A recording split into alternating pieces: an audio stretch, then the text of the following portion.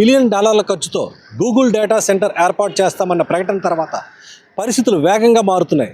ముఖ్యంగా ఇప్పటి వరకు సాగర తీరాన ఉన్న నగరంగా మాత్రమే విశాఖను చూసిన పలు కంపెనీలు ఇప్పుడు అభివృద్ధి అవకాశాలకు చిరునామాగా విశాఖ నగరాన్ని చూస్తున్నారు. అంతేకాదు, ఏపీలో అమరావతి సంగతి తర్వాత ముందు విశాఖకు వెళ్తే తమకు ప్రయోజనం ఉంటుందని భావిస్తున్నారు.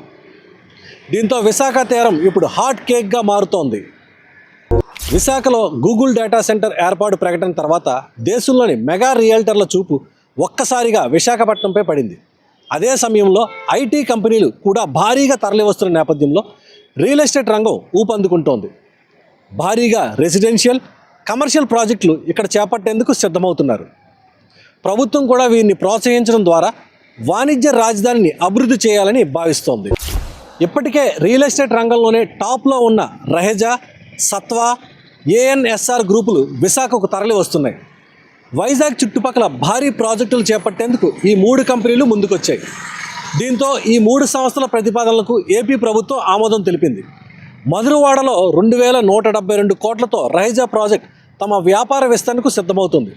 వైజాగ్ను కీలకంగా భావిస్తున్న రహేజా ఈ మేరకు ప్రాజెక్టు విస్తరిస్తోంది.